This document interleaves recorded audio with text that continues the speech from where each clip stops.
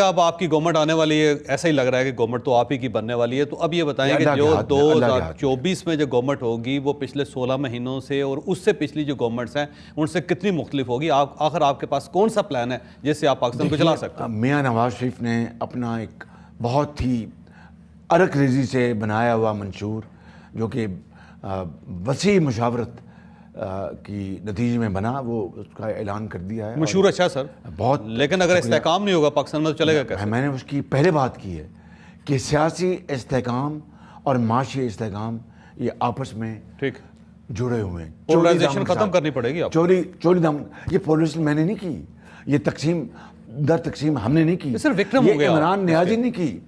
بڑی بدقسمتی کی بات ہے. اور اس وقت اتنا زہر گھول دیا گیا ہے اس معاشرے میں کہ اس کو ختم کرنے میں سال لگیں گے اگر پوری یکسوئی کے ساتھ کام کیا جائے. تو چوہدری صاحب بات یہ ہے کہ یہ کبھی اس پچھلے دور سے پہلے، عمران نیازی کے دور سے پہلے بڑے تلخیاں ہو جاتی تھیں، لیکن آپ نے دیکھا کہ وہی سیاستدان شادی بیاہ پر غمی خوشی پہ ملتے تھے اور پارلیمنٹ میں گفتگو ہوتی تھی. یہ عمران نیازی کے کریڈٹ میں جاتا ہے کہ وہ پارلیمنٹ میں آتے تھے تو حزب اختلاف کا چہرہ تو دیکھنا دور کی بات ہے، وہ چور راستے سے پیچھے سے آتے تھے کہ کسی سے ہاتھ نہ ملانا پڑے. لیکن سر اب 2024 میں اگر یہی ہوا تو خط لکھتے تھے اس کو، لیڈر آف دی اپوزیشن کو، اس کا نام ایڈریس نہیں کرتے تھے. وہ ان کو کہتے تھے کہ اتنے یہ حقیر لوگ ہیں کہ مجھے ان کی یہ کیڑے مکوڑے ہیں. تو جب یہ سوچ ہو جائے کہ سب باقی کیڑے مکوڑے اور آپ ہی صرف واحد ہیں تو پھر تباہی پھر. لیکن سر 2024 میں جب آپ کی گورنمنٹ آئے گی، عمران خان صاحب سڑکوں پہ ہوں گے، گلیوں میں ہوں گے، وہ جلوس نکال رہے ہوں گے، ریلیز نکال رہے ہوں گے، اور آپ کا ایک بڑا منشور ہے، بڑا ایجنڈا ہے، تو آپ ان کے ساتھ نپٹیں گے یا اپنے منشور پہ کام کریں گے؟ تو آپ کو یہ آگ بجھانی پڑے گی. نہیں بجھے گی تو نہیں کر سکیں گے گورنمنٹ. مجھے نہیں پتا کہ وہ عمران خان صاحب ریلیز نکال رہے ہوں گے یا کہاں ہوں گے، تو مجھے نہیں پتا. مجھے یہ پتا ہے کہ اگر اللہ تعالیٰ نے ہمیں موقع دیا اور نواز شریف کو چوتھی بار وزیر اعظم کا منصب دیا، تو یہ میں آپ کو یقین دلاتا ہوں کہ پاکستان کو ایک رفاہی مملکت بنانے کے لیے، ایک welfare state, social welfare state بنانے کے لیے نواز شریف کوئی دقیقہ فروزاشت نہیں کریں گے. اور ان کی ٹیم ایک بڑی ایبل ٹیم ہوگی، بڑی ایک جامع ٹیم ہوگی، اور بڑے ذہین اور فتین لوگ ہوں گے جو کہ پاکستان کی تقدیر بدلنے کے لیے، غربت اور بے روزگاری کے خاتمے کے لیے. دیکھیے یہ بات اگین میں کہتا ہوں کہ عدم استحکام ہوگا میاں صاحب نہیں کر سکیں گے آپ. چوہدری صاحب یہ بات اگر عدم استحکام ہوگا، پاکستان کی گلیوں میں آگ لگی ہوگی، تو آپ یہ کام نہیں کر سکتے. عدم استحکام آئے گا جب معاشی استحکام آئے گا، لوگوں کو روٹی ملے گی، دال ملے گی، ایک بیوہ یتیم کو علاج ملے گا. یہ پاکستان اس لیے نہیں بنا تھا کہ اشرافیہ مجھ سمیت اپنا مغربی یورپ میں اور شمالی امریکہ اور جنوبی فرانس میں مہنگے ترین علاج کروائے اور غریب آدمی یہاں پر بغیر علاج اور دوائی کے تڑپ کے جان دے دے.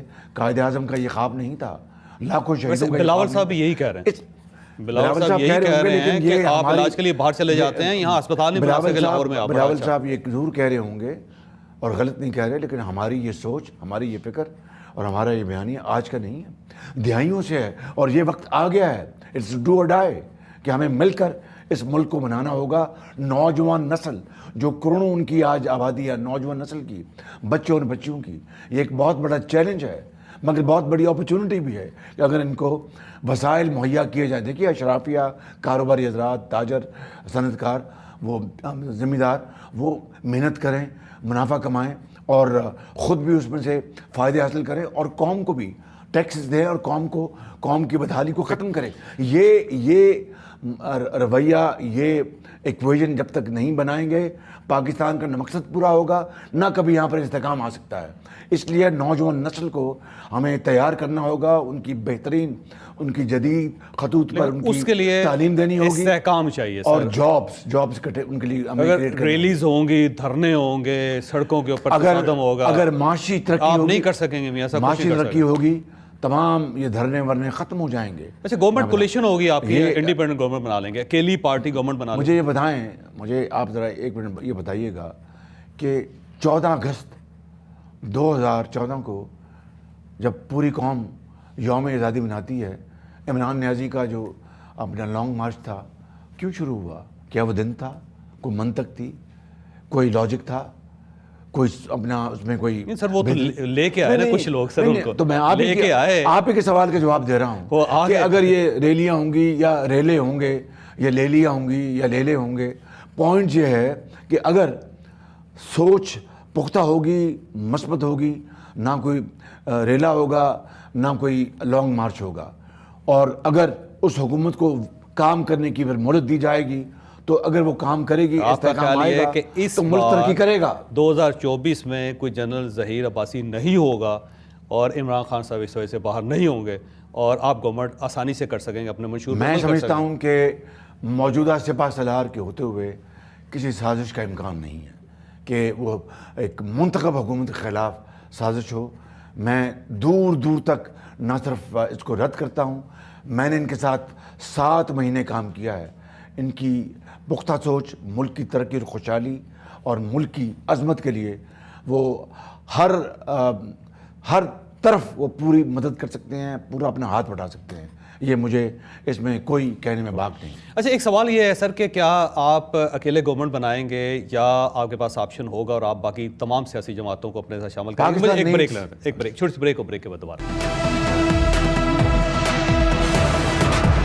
प्रोग्राम में दोबारा खुश आमदीद। ऐसा ये फरमाइएगा कि आप अकेले गवर्नमेंट बना लेंगे या कोलिशन आपको बनानी पड़ेगी? मैं आपको एक बात बताना चाहता हूँ, जावेद चौधरी साहब, आप जावेद भी हैं और चौधरी भी हैं।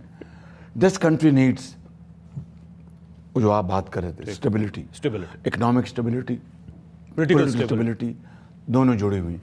एक ऐसी हुकूमत जो लूली लंगड़ी होगी, वो मैं समझता हूँ कि उसका स्टेबिलिटी नहीं ला सकती।